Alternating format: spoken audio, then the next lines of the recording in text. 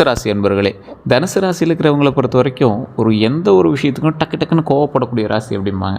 அப்படிலாம் ஒன்றும் இல்லை சார், நாங்கள் ரொம்ப அமைதியானவங்க தான் அப்படின்னா அவங்க கூட இருக்கிறவங்களுக்கு கேட்டால் தான் தெரியும் நீங்கள் எந்தளவுக்கு கோவக்காரங்க அப்படின்னு. மற்றவர்களினுடைய கஷ்டத்தை தன் கஷ்டம் போல நினைத்து வாழக்கூடிய நபர்களில் முக்கியமான நபர் தனுசு ராசி. தனுசு ராசிக்காரங்க நீர் தத்துவ ராசி அப்படின்னு சொல்ல முடியாது, அக்னி தத்துவ ராசி அப்படின்னு சொல்லுவாங்க. அக்னி அப்படின்னா ஒரு சுட்டெரிக்கக்கூடிய ஒரு விஷயம். கெட்டவங்ககிட்ட வந்து சுட்டெரிச்சிருவீங்க.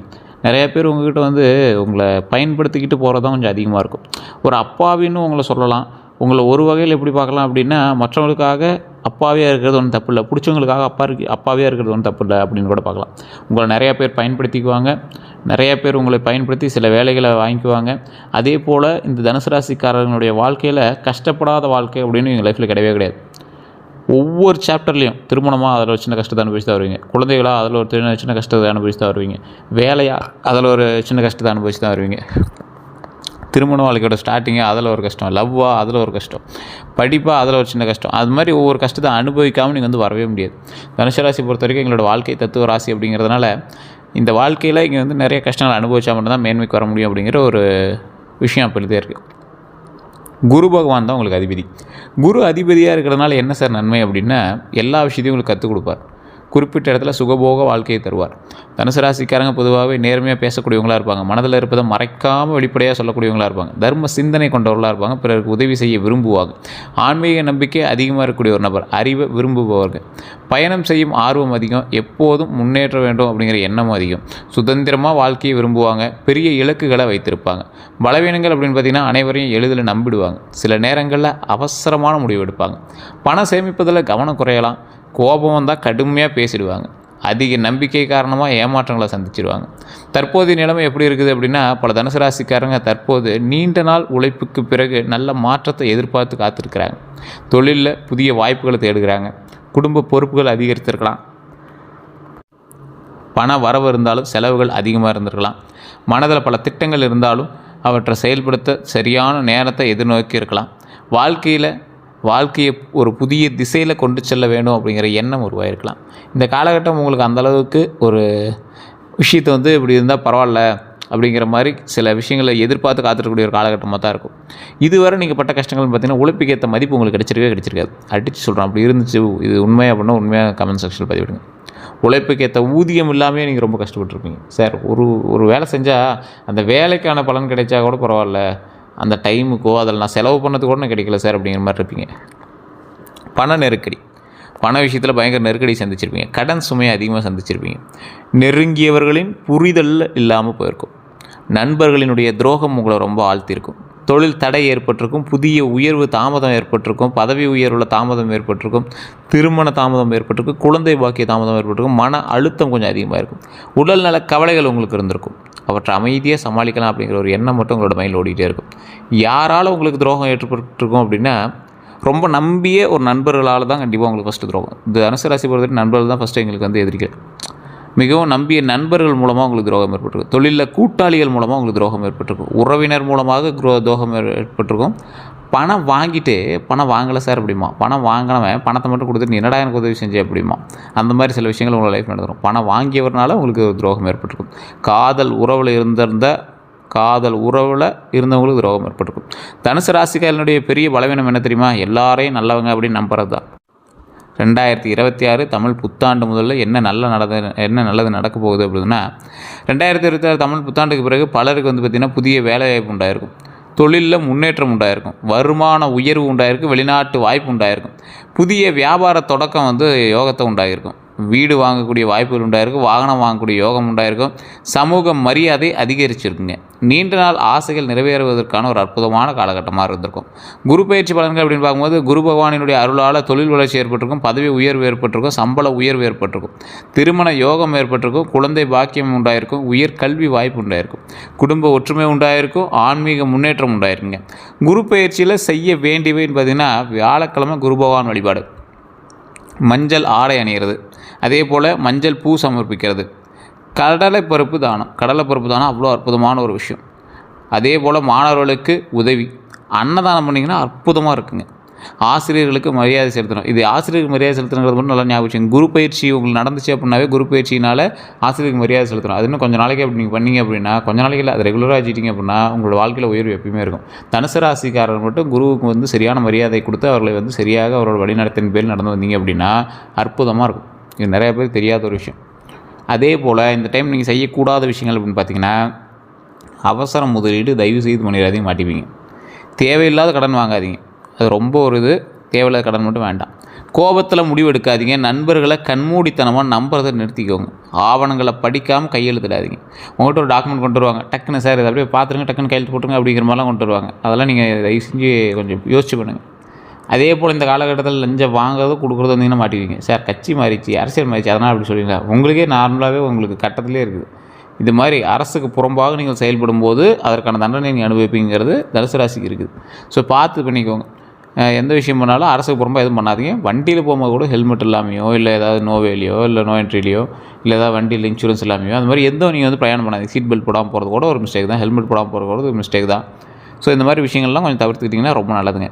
குரு பயிற்சியால் கிடைக்கக்கூடிய லாபங்கள் அப்படின்னு பார்த்திங்கன்னா, எதிர்பாராத பணவரவு. இந்த எதிர்பாராத பணவரவு அப்படிங்கிறது எங்கேருந்து உங்களுக்கு கிடைக்கும் அப்படின்னு தெரியாது. அந்த கிடைக்கக்கூடிய பணத்தை எப்படி நீங்கள் பயன்படுத்துறீங்க அப்படின்னு தெரியாது. தொழிலில் விரிவாக்கம் பண்ணுங்கள், பதவி உயர்வு ஏற்படுத்துங்க, வெளிநாட்டு தொடர்பை ஏற்படுத்துங்க, சொத்து சேர்க்கையை உருவாக்குங்க, குடும்ப மகிழ்ச்சியை உருவாக்குங்க, குழந்தைகளால் பெருமையை உண்டாக்குங்க. இது அனைத்துமே நன்மைகளாக நடக்கக்கூடிய ஒரு காலகட்டமாக இந்த காலகட்டம் இருப்பதால் எல்லா விஷயமுமே சூப்பராக இருக்கும். அதுக்கு தகுந்த மாதிரி பொறுமையாக செயல்படுத்தினீங்கன்னா அற்புதமாக கிடைக்கும். எதிர்பாராத பணம்லாம் நீங்கள் ரொம்ப அப்படியே தேடிட்டு இருந்தால் கூட அதெல்லாம் கிடைக்காது. இந்த காலகட்டம் உங்களுக்கு வந்து அற்புதமாக இருக்கும். தொழில் விரிவாக்கம் நீங்கள் எதிர்பார்த்த மாதிரியே கிடைக்கிறதுக்கான வாய்ப்புகள் உண்டு. பதவி உயர்வுலாம் அற்புதமாக இருக்கும். வெளிநாட்டு தொடர்பு நல்லாயிருக்கும். சொத்து சேர்க்கையும் அருமையாக இருக்கும். குடும்ப மகிழ்ச்சியும் அருமையாக இருக்கும். குழந்தைகளால் பெருமை உண்டாகக்கூடிய ஒரு காலகட்டம். அதனால் கவலைப்படவே தேவையில்லை. வண்டி வாகன யோகம் உண்டாகுது. 2026 to 2027 காலகட்டத்தில் புதிய இருசக்கர வாகனங்கள்லாம் வாங்கினா ரொம்ப நல்லது. கார் வாங்குறதுக்கான வாய்ப்புகள் உண்டு. பழைய வாகனத்தை மாற்றுறதுக்கான வாய்ப்புகள் உண்டு. தொழில் வாகனம் வாங்குறதுக்கான வாய்ப்புகள் உண்டு. தொழில் வாகனம்னா கமர்ஷியல் வெஹிக்கிளாக இருக்கலாம், அல்லது உங்களோட தொழிலுக்கேற்ற ஏதோ ஒரு வண்டி வாகனங்கள் வாங்குறதுக்கான வாய்ப்புகளாக இருக்கலாம், அல்லது ஒரு எலக்ட்ரிக் ஸ்கூட்டராவது நீங்கள் வந்து வாங்குவீங்க. எலக்ட்ரிக் சம்மந்தப்பட்ட பொருளில் கூட ஏதோ ஒன்று வாங்குறதுக்கான வாய்ப்புகள் உண்டுங்க. கவனத்தை பொறுத்த வரைக்கும் வேகமாக ஓட்ட வேண்டாம். இரவு நேர பயணங்களில் கவனமாக இருங்க. வாகன ஆவணங்களை சரிபார்க்கணும் அப்படிங்கிறத மைண்டில் ஞாபகம் வச்சுக்கோங்க. வாகன ஆவணங்கள்லாம் பார்க்கும்போது ஒரு அற்புதமான ஒரு விஷயம் என்ன அப்படின்னா, வண்டி வாங்குறதுக்கு யோகம் உண்டு. வேகமாக ஓட்டினீங்கன்னா மாட்டிக்குவீங்க. ஸோ அது வந்து உங்களுக்கு பெரிய ஒரு விஷயத்தோடு கொண்டு வரும். உடல் ரீதியான உபாதைகள் நீங்கள் எச்சரிக்கையாக இருக்கணுங்கிறது இருக்குது. அதை நான் சொல்கிறேன் உங்களுக்கு. அதே போல் வாகன ஆவணங்களை சரிபார்க்காமல் வண்டி வாங்காதீங்க. செகண்ட் ஹேண்ட்ஸ் வண்டி வாங்குறீங்க, ஏற்கனவே ஆக்சிடென்ட் ஹிஸ்ட்ரி இருக்கா, அதெல்லாம் செக் பண்ணிட்டு நீங்கள் வந்து வாங்க. திருமண பலனை பொறுத்த வரைக்கும் ஒரு அற்புதமான காலகட்டம் தான். அதே போல் திருமணம் ஆகாதவங்களுக்கு நல்ல வரன் அமையுது. ஸோ அது ஒன்றும் ப்ராப்ளமே கிடையாது. நீண்ட நாள் தடைகள் விலகுது. குடும்ப சம்பந்தம் கிடைக்குது. குடும்ப சம்பந்தம்னா சொந்தக்கார ரிலேஷன் ஏதாவது ஒரு வகையில் உங்களுக்கு ஏற்கனவே இருந்த குடும்ப பந்தம் வந்து ஒன்று உருவாகுது. பழைய தொடர்பு, சார் ஒரு 3-4 தலைமுறைக்கு முன்னாடி பொண்ணு கொடுத்ததுங்க, இப்போ பொண்ணு கேட்குறாங்க அப்படிங்கிற மாதிரிலாம் இருக்கும். ஸோ நல்ல வரன் அமையத்துக்கான ஒரு அற்புதமான காலகட்டம். நீண்ட நாள் தடை விலகும். குடும்ப சம்பந்தம் வந்து கிடைக்கிறதுக்கான நல்ல ஒரு வாய்ப்புகள் கிடைக்குது. இதெல்லாம் நீங்கள் பயன்படுத்தினா நல்லாயிருக்கும் அப்படிங்கிறது ஞாபகம் வச்சுக்கோங்க. திருமணம் ஆனவர்களுக்கு கணவன் மனைவி ஒற்றுமை உண்டாகுது. அதே போல் குடும்ப அமைதி உண்டாகுது. புதிய வீடு அல்லது குடும்ப விரிவாக்கம் பற்றிய நல்ல செய்திகள் உண்டாகுது. ஸோ இது வந்து திருமணம் ஆனவர்களுக்கும் திருமணம் ஆகாதவர்களுக்குமே ஒரு அற்புதமான ஆலயம் ஒன்று இருக்குது. நிறைய பேர் கேட்டே இருந்தீங்க, சார் இந்த மாதிரி ஜோதிட ரீதியாக ஜோதிடம் பார்க்கணும் பண்ணுவோம், லோக்கல்லே நீங்கள் ஜோதிடம் பாருங்கள், இல்லை சார் ஒன்று செட் ஆகலை அப்படின்னா கீழே ஒரு நம்பர் இருக்குது, அந்த நம்பருக்கு ஃபோன் பண்ணுங்கள்.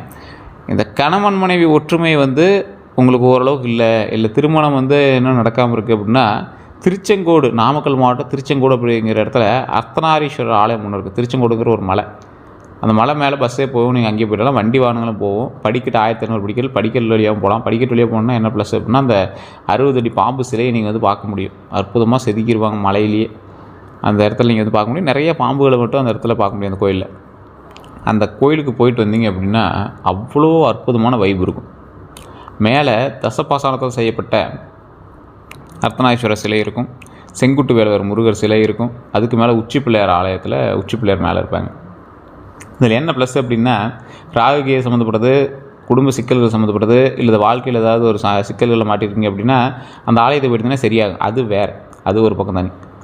இதே போல் திருமணம் ஆகாதவர்களும் திருமணம் ஆனவர்களும் ஏதாவது சண்டை சச்சரவோ, இல்லை திருமணம் ஆகாமல் திருமணத்தில் ஏதாவது சண்டை சச்சரவோ இருக்குது அப்படின்னா அந்த ஆலயத்துக்கு போயிட்டீங்க அப்படின்னா கன்ஃபார்ம் திருமணம் நடக்கிறதுக்கு 100% வாய்ப்பு உண்டு. பயங்கர பவர் அந்த கோயில். அர்த்தநாரீஸ்வரர் ஆலயம் மிகப்பெரிய பவரான கோயில். அந்த ஆலயத்தில் மேலே இருக்கக்கூடிய சிவபெருமான் வந்து சிவனும் பார்வதியும் சேர்ந்து அர்த்தநாரீஸ்வரராக காட்சி கொடுக்குறாங்க. அதில் வந்து ஒரு சைடு வந்து அப்படியே சிவன் மாதிரியே இருக்கும், ஒரு சைடு வந்து பார்வதி மாதிரியே இருக்கும். ஒரு காலில் கொலுசு போட்டிருக்கும், பூஜை பண்ணும்போது அது பாருங்கள் இந்த காலில் கொலுசு போட்டிருக்கு அப்படின்னு நீங்கள் சொல்லுவாங்க. அதே போல் முருகர் சிலையும் வந்து பார்த்திங்கன்னா முகம் வந்து அப்படியே ஒரு தடவன மாதிரி இருக்கும். ஏன்னா அது அபிஷேகம் முடியாது, 2 சிலைகளுக்கும் அபிஷேகம் முடியாது. அந்த முருகர் வந்து கையில் சேவலோடு இருக்கிற மாதிரி இருப்பார். செங்குட்டு வேலவர் அவர் பேர். ஸோ இப்போ பார்த்திங்கன்னா குடும்ப சமேதர்களாக சிவனும் பார்வதி முருகர் விநாயகர் 4 பேரும் மலை மேலே பாம்பினுடைய பாம்பு வந்து பாதுகாக்கக்கூடிய ஒரு ஸ்தலத்தில் அந்த இடத்துல வந்து அமைஞ்சிருக்காங்க. இந்த இடத்துக்கு இன்றைக்கி திருமணமானவங்க போய் மாலை மாற்றிட்டு வராங்க. அன்றைக்கி திருமணமான அன்றைக்கி போய்ட்டு வராங்க, ஒவ்வொரு நாள் அடுத்தடுத்து போய்ட்டு வராங்க. ஸோ இப்படி போயிட்டு வரும்போது எங்களுக்குள்ளே இருக்கக்கூடிய பிரச்சனைகள் தீர்ந்து, தோஷங்கள் இருந்தால் விலகுது, திருமணம் ஆகாதவங்களுக்கு திருமண யோகம் உண்டாகுது. இது எல்லாமே அந்த கோயில் மூலமாக நடக்குது. இதுதான் வந்து அங்கே நடக்கக்கூடிய ஒரு அற்புதமான விஷயமே. இதில் என்ன இன்னொரு ப்ளஸ் பாயிண்ட் அப்படின்னா, இந்த குழந்தை பாக்கியத்துக்காக வேண்டவங்களும் அந்த கோயிலுக்கு போய்ட்டாங்க, அற்புதமாக இருக்கும். குழந்தை பாக்கியத்துக்காக வேண்டவங்க இன்னொரு ஸ்பெஷலான ஒரு 3 கோயில் சொல்கிறேன். திருவண்ணாமலை வழிபட்டுட்டு பக்கத்தில் மேல்மலையனூர் அங்காள பரமேஸ்வரன் கோயில் நிறைய பார்த்துருப்பீங்க. அமாவாசை அன்னைக்கெல்லாம் எலுமிச்சம்பழத்தில் அந்த கற்பூரம் ஏற்றி எங்கே ஒரு லட்சக்கணக்கில் அங்கெல்லாம் நின்றுட்டுருப்பாங்க. ஸோ அந்த கோயிலுக்கு வந்து நீங்கள் அமாவாசை போகணும் அவசியம் இல்லை, நார்மலாக இருக்கிற நாள் கூட போய் வணங்கிட்டு வாங்க. வணங்கிட்டு பழனியில் கீழே திரு ஆவினங்குடி அப்படின்னு இருக்கும், குழந்தை முருகர் இருப்பாங்க. அங்கே போய் வழிபட்டுட்டு மேலே பழனி பாலதண்டாயுத சுவாமிக்கு வழிபட்டு வந்தீங்க அப்படின்னா போதும், அற்புதமாக இருக்கும். குழந்தை வரத்துக்காக வேண்டி தவிச்சிட்டு இருக்கிறீங்க, அந்த ஆலயத்துக்கு போயிட்டு இருந்தீங்க அப்படின்னா கண்டிப்பாக குழந்தை பிறக்கும். குழந்தை ரீதியான பிரச்சனைகள் சரியாகும், குழந்தை பாக்கியம் உண்டாகும். குழந்தைகளுக்காக காத்திருப்பவர்களுக்கு ஒரு நல்ல வாய்ப்பு உருவாகக்கூடிய ஒரு காலகட்டம் இந்த காலகட்டத்தில் தனுசு ராசிக்காரர்கள் ட்ரை பண்ணுங்கள். முருகனே சரண் அப்படின்னு போய் சரணடைஞ்சிங்க அப்படின்னா அற்புதமாக இருக்கும். குழந்தைகளினுடைய கல்வி மற்றும் வளர்ச்சியில் மகிழ்ச்சி கிடைக்கக்கூடிய ஒரு காலகட்டமாக இருக்குது. ஸோ அதே போல் சார் கீழே நம்பர் கொடுத்துருங்க, அந்த நம்பருக்கு ஃபோன் பண்ணிங்க அப்படின்னா உங்களோட பிறந்த நேரம், பிறந்த தேதி, பிறந்த ஊர் மட்டும் சொல்லுங்கள். அப்ராக்சிமேட் இல்லை, அக்யூரேட்டாக உங்களுக்கு எல்லாத்தையுமே சொல்லிடுவார். அடுத்தடுத்து ரெகுலராக பார்ப்பீங்க. அதே போல் அப்பாயின்மெண்ட் பேசிஸ் தான் பார்ப்பாரு, அதுக்கு தகுந்த மாதிரி தான் ஃபீஸஸ் இருக்கும். உங்களுக்கு ஐடியா இருக்கிறீங்க மட்டும் கால் பண்ணுங்கள். அடுத்த 12 நாட்கள் எப்படி இருக்க போகுது அப்படின்னா, முதல் 4 நாட்களில் வந்து நல்ல தகவல் உண்டாக போகுது, பண வரவு உண்டாக போகுது, தொழிலில் முன்னேற்றம் உண்டாக போகுது. இந்த தொழில் முன்னேற்றம் அப்படிங்கிறது இந்த நல்ல தகவலில் ஒரு முக்கியமான விஷயம் என்ன அப்படின்னா, நீங்கள் எதிர்பார்த்த தகவலாகவும் இருக்கலாம், நீங்கள் எதிர்பாராத ஒரு நல்ல தகவலாகவும் இருக்கலாம். பண வரவில் நல்ல முன்னேற்றம் கண்டிப்பாக, தொழிலில் முன்னேற்றம் கண்டிப்பாக உண்டு. அடுத்த 4 நாட்களை பொறுத்த வரைக்கும் வேலைப்பளு அதிகரிக்கக்கூடிய ஒரு காலகட்டம், சிறிய மனக்கசப்பு உண்டாகக்கூடிய ஒரு காலகட்டம், புதிய தொடர்புகள் உண்டாகக்கூடிய காலகட்டம். கடைசி 4 நாட்களை பொறுத்த வரைக்கும் எதிர்பாராத வெற்றி கிடைக்கும், குடும்ப மகிழ்ச்சி உண்டாகும், புதிய திட்டங்கள் தொடங்குறதுக்கான வாய்ப்புகள் உண்டாகுதுங்க. இந்த புதிய திட்டங்கள் தொடங்குறதுக்கான வாய்ப்புகளை பற்றி சொல்லும்போது ஒரு முக்கியமான ஒரு விஷயம் என்ன அப்படின்னா, திட்டங்களில் நீங்கள் புதுசாக ஸ்டெப் எடுக்கலாம் அப்படின்னு யோசிச்சுட்டு இருப்பீங்க. இந்த டைம் வந்து எடுக்கலாம் அப்படின்னு தசாபுத்தி நல்லா இருந்தால் எடுத்திங்கன்னா ரொம்ப நல்லாயிருக்கும். நான் சொன்னது ராசிக்கான பலன். தசாபுத்தி நல்ல டைம் எடுத்திங்கன்னா அற்புதமாக இருங்க. கந்திஷ்டி எப்படி இருக்கும் அப்படின்னு பார்த்தீங்கன்னா, பாரம்பரிய நம்பிக்கையின்படி புதிய வாகனம் வாங்குறதுக்கு பிறகு அந்த கந்திஷ்டி வரதுக்கான வாய்ப்புகள் உண்டு. இந்த காலகட்டம் உங்களுக்கு கந்திஷ்டி வரதுக்கான வாய்ப்புகள் இருக்குது அப்படிங்கிறது சொல்லுது. தொழிலில் வளர்ச்சி ஏற்பட்ட பிறகு தொழிலில் வளர்ச்சி ஏற்படுது அப்படிங்கிறது மெயினாக இருக்குது. குழந்தைகளுடைய முன்னேற்றம் உண்டாகுது, சமூக புகழ் அதிகரிக்குது அப்படிங்கிறது கன்ஃபார்ம் ஆகிடுச்சு. திருஷ்டி ஏற்படலாம் அப்படிங்கிறத ஞாபகம் வச்சுக்காங்க. ஆனால் இது பலர் வந்து நம்புறதில்லை. இருந்தாலும் குலதெய்வங்களுக்கு போய்ட்டு வாங்க, எலுமிச்சம்பழம் சுற்றி போடுங்க. கற்பூர தீபம், எலுமிச்சம்பழக்காய் திருஷ்டி சுற்றுறது, விநாயகர் மற்றும் முருகர் வழிபாடு உங்களுக்கு அற்புதமாக இருக்கும். அப்படி இல்லை சார் அப்படின்னா கீழே ஒரு நம்பர் கொடுத்துடல, அந்த நம்பருக்கு ஃபோன் பண்ணுங்கள். அதுக்கு தகுந்த மாதிரி அவர் அதுக்கான டீட்டெயில் சொல்லுவார். வேணும்னு நீங்கள் அதை பயன்படுத்திக்கலாம். வணங்க வேண்டிய தெய்வங்கள் பார்த்திங்கன்னா முருகப்பெருமான், குரு பகவான், தட்சிணாமூர்த்தி, விநாயகர், ஆஞ்சநேயர், பெருமாள். ஸோ இந்த 6 தெய்வங்கள் நீங்கள் வந்து வணங்கலாம். எந்த கோயிலுக்கு சென்றால் நல்லது அப்படின்னா, ஆலங்குடி குருஸ்தலத்துக்கு போயிருந்தீங்கன்னா ரொம்ப நல்லதுங்க. திருச்செந்தூர் முருகன் கோயிலுக்கு போயிருந்தீங்கன்னா அற்புதமாக இருக்கும். பழனி முருகர் கோயிலுக்கு போயிருந்தீங்கன்னா சூப்பராக இருக்கும். சுவாமிமலை முருகர் கோயிலுக்கு போயிருந்தீங்கன்னா அற்புதமாக இருக்கும். ஸோ அதே போல் இந்த கோயில்கள்லாம் போயிட்டு இருந்தீங்க அப்படின்னா மிகப்பெரிய நன்மை உண்டு அப்படிங்கிறது ஞாபகம் வச்சுக்கோங்க. எந்த நிற ஆடை நல்லது அப்படின்னா, மஞ்சள், ஆரஞ்சு, தங்க நிறம், இளம் பச்சை, இது எல்லாமே உங்களுக்கு வந்து ரொம்ப அற்புதமான ஒரு இதாக இருக்கும். எந்த நிற ஆடை நல்லது, அதிர்ஷ்ட நிறங்கள்னால் இந்த தான் மஞ்சள், ஆரஞ்சு, தங்க நிறம், இளம் பச்சை.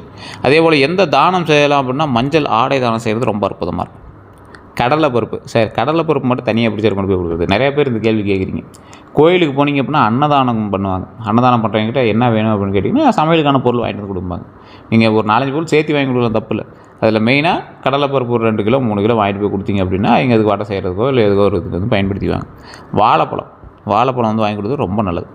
அதே போல் அன்னதானம் 100 பேருக்கு பண்ணலாம், இல்லை 10 பேருக்கு பண்ணலாம், 5 பேருக்கு பண்ணுங்கள். ஒரு டீப்னியில் ஒரு சாப்பாடு, தயிர் சாப்பாடோ, லெமன் சாதமோ, புளி சாதமோ, தக்காளி சாதமோ, தேங்காய் சாதமோ, ஏதோ ஒன்று செஞ்சு கொண்டு போய் அங்கே ஒரு 5 பேருக்கு கொடுங்க. அவ்வளோ நல்லதுங்க. மாணவர்களுக்கு கல்வி உதவித்தொகை செய்யுங்க, அற்புதமாக இருக்கும். 4-5 பேருக்கு சாப்பாடு வாங்கி கொடுத்துட்டு ஒன்றும் பெரிய கஷ்டம்லாம் இல்லைங்க. அது செஞ்சில் ஒரு 500 ரூபாய்க்குள்ளே இருந்துச்சுன்னா கூட ஒரு 20-20 ரூபா சாப்பாடு, 30-30 ரூபா சாப்பாடு வாங்கிட்டு போய் கொடுக்கலாம். அதே போல் கோயிலுக்கு விளக்குக்கு எண்ணெய் தானம் பண்ணுங்கள். விளக்குக்கு எண்ணெய் வாங்கி கொடுங்க. ஒரு கோயில்லேயே வாங்கி கொடுத்தீங்கன்னா ஒரு 1 லிட்டர் 2 லிட்டர் வாங்கி கொடுத்தீங்கன்னா அவங்களே வந்து கோயிலுக்கு ஊற்றி அதை வந்து சரி பண்ணுவாங்க. அது ட்ரை பண்ணி பாருங்கள். எந்த ரத்தின அணியலாம்னா பாரம்பரிய ஜோதிடத்தின்படி மஞ்சள் புஷ்பராகம், எல்லோ ஸ்பெரைன் அப்படின்னு சொல்லுவாங்க, எல்லோ சாப்பயர்ஸ் அப்படின்னு சொல்லுவாங்க. தனிப்பட்ட ஜாதக ஆலோசனைக்கு பிறகு அணிய வேண்டும் அப்படிங்கிறது ஒரு முக்கியமான விஷயம். அதாவது உங்களுடைய ஜாதகத்தை செக் பண்ணிட்டு பண்ணணும். ஏன்னா இது வந்து நம்ம சொல்கிறது ராசி பலன், ஜாதக பலனில் ராசி பலன். ஏன் சார் இதையே திருப்பி சொல்கிறீங்க, அப்புறம் இது சொல்கிறீங்க அப்படின்னா, இது சொல்கிறதுல 60% பலிக்குங்க, மீதி இருக்க 40% ஏன் பலிக்கிறதில்ல அப்படின்னு கேட்டிங்கன்னா, உங்களுக்கு ராசியை தான் செக் பண்ணணும். ஏன்னா ராசி மட்டும் தான் உங்களுக்கு தரிசு, உள்ள லக்கினம் வேறு, நட்சத்திரம் வேறு, தசாபுத்தி வேறு. ஸோ அதெல்லாம் செக் பண்ணி தான் நம்ம வந்து சொல்லணும். அதே போல் சிட்ரின் சிலருக்கு மாற்று ரத்தினமாக கூட பரிந்துரைக்கலாம். ஸோ அதனால் செக் பண்ணிட்டு போடுங்க. யார் எதிரி அப்படின்னா, பொறாமை கொண்டவங்க தான் உங்களுக்கு எதிரி. உங்கள் வளர்ச்சியை விரும்பாதவங்க எதிரி. இனிமையாக பேசி பின்னால் குறை கூறுபவங்க எதிரி. தொழிலில் போட்டியாளர்கள் உங்களுக்கு எதிரிங்க. யார்கிட்ட எச்சரிக்கையாக இருக்கணும் அப்படின்னா, பணம் கேட்டு நெருங்குறவங்ககிட்ட ரொம்ப எச்சரிக்கையாக இருக்கும். அதே போல் அதிக வாக்குறுதிகள் கொடுப்பவங்ககிட்ட ரொம்ப எச்சரிக்கையாக இருங்க. உங்கள் ரகசியங்களை அறிய முயற்சிப்பவர்கள்ட்ட ரொம்ப எச்சரிக்கையாக இருக்கும். முதலீடு பெயரில் ஏமாற்ற முயற்சிப்பவர்கள்ட்ட ரொம்ப எச்சரிக்கையாக இருக்கும். பண வரவு எப்படி இருக்கும் அப்படின்னா, 2026 புதிய வருமான வாய்ப்புகள் உண்டாகுது. பழைய பாக்கிகள் வசூலாகலாம். தொழில் மூலமாக நல்ல லாபம் கிடைக்குது. வெளிநாட்டு தொடர்பான வருமானம் உண்டாகுது. சேமிப்பு அதிகரிக்கக்கூடிய ஒரு காலகட்டம், சேமிப்பு அதிகரிக்கக்கூடிய ஒரு வாய்ப்பு உண்டாகுது. தொழில் எப்படி இருக்கும் அப்படின்னா, புதிய ஒப்பந்தங்கள், பதவி உயர்வு, தனி வியாபார வளர்ச்சி, அரசு வேலை முயற்சி, முன்னேற்றம் எல்லாமே உண்டாகுதுங்க. வெளிநாட்டு நிறுவனங்களோட வாய்ப்பும் உண்டாகுது. ஸோ இந்த காலகட்டம் அப்படிங்கிறதுனால கொஞ்சம் பார்த்தே பண்ணுங்கள். எது பண்ணாலும் கொஞ்சம் யோசிச்சும் பண்ணுங்கள். இந்த காலகட்டம் அற்புதமான காலகட்டமாக தான் இருக்கும். ஆரோக்கியத்தில் எதுனா, கல்லீரலில் ஆரோக்கியம் தேவை, உடல் எடையில் ஆரோக்கியம் தேவை, ரத்த அழுத்தத்தில் ஆரோக்கியம் தேவை. தூக்கமின்மை இல்லாமல் இருந்துச்சுன்னா நல்லா தூங்கி எழுந்திரிங்க. மன அழுத்தத்திலேருந்து கொஞ்சம் வெளிவாங்க. தினசரி நடைப்பயிற்சி செய்யுங்க. சீரான உணவு மற்றும் போதுமான ஓய்வு நல்ல பலனை தரும் அப்படிங்கிறது ஞாபகம் வச்சுக்கோங்க. அதிர்ஷ்ட எண்கள்னால் 3, 6, 9. அதிர்ஷ்ட கிழமைகள்னால் வியாழன், ஞாயிற்றுக்கிழமை. பொதுவாக ஜோதிடத்தை பார்க்க வருபவங்க வந்து கேட்கக்கூடிய கேள்விகள்னால், வெளிநாட்டுக்கு போகலாமா, இந்த காலகட்டம் நல்லா தான் இருக்குது, இருந்தாலும் யோசிச்சு பண்ணுங்கள். வீடு வாங்க முடியுமா அப்படின்னு கேட்டால், நிதி திட்டங்களுக்கு வந்து முயற்சி செஞ்சீங்க அப்படின்னா நல்ல வாய்ப்பு இருக்குது. அதாவது லோன் வாங்கி பண்ணிங்கன்னா வாய்ப்பு உண்டு. புதிய தொழில் தொடங்கலாமான்னு கேட்டால், சரியான திட்டமிடுதல் இருந்தால் இந்த காலகட்டம் ஓரளவுக்கு பொருந்தும். 50% பரவாயில்ல. நீதிமன்ற வழக்கில் எப்படி இருக்கும் பார்த்தீங்கன்னா 30% உங்களுக்கு பரவாயில்ல. பங்கு சந்தை முதலீடு அப்படின்னா ஆராய்ச்சி செஞ்சு நிபுணர்களோட ஆலோசனையோட போட்டிங்க அப்படின்னா முதலீடு செய்யலாம். ஆனால் அது வந்து பெரிய உங்களுக்கு அவுட்கமாக இருக்காது. குடும்பத்தில் ஒற்றுமை அதிகரிக்குமான்னு கேட்டால், பேச்சில் நிதானம் இருந்துச்சுன்னா உங்களுக்கு அதிகமாகவே இருக்குது. அதே போல் ஆன்மீக முன்னேற்றம் உண்டா அப்படின்னு கேட்டால், 2026 உங்களுக்கு ஆன்மீக முன்னேற்றம் உண்டு. அதே போல் யாத்திரை, கோவில் தரிசனம், தர்ம செயல்களில் ஈடுபட்டிங்கன்னா வாய்ப்பு அதிகமாகவே இருக்குது. இந்த காலகட்டம் உங்களுக்கு வளர்ச்சி, விரிவாக்கம் மற்றும் புதிய வாய்ப்புகளுக்கான ஆண்டாக அமையுது. இந்த காலகட்டத்தில் வந்து உங்களுக்கு நல்லா இருக்குது. எது இல்லைன்னா தொழில், பணவரவு, திருமணம், குழந்தைகள், சொத்து, கல்வி, ஆன்மீகம் போன்ற எல்லா துறைகளுமே படிப்படியான முன்னேற்றம் காணும். ஸோ குரு பகவானுடைய அருளை நாடி பொறுமையோடு திட்டமிட்டு செயல்பட்டீங்க அப்படின்னா, நீண்ட காலமாக காத்திருந்த நல்ல பலன்கள், மாற்றங்கள் எல்லாமே இந்த ஆண்டில் வந்து அனுபவிக்கக்கூடிய வாய்ப்புகள் அதிகரிக்குதுங்க. வேறு எந்த டவுட்டாக இருந்தாலும் நீங்கள் வந்து ஃபோன் பண்ணி கேட்கலாம். கீழே நம்பருக்கு ஜஸ்ட் கால் பண்ணி கேட்டு தெரிஞ்சுக்கோங்க. எல்லோருக்கும் நன்றி நண்பர்களே.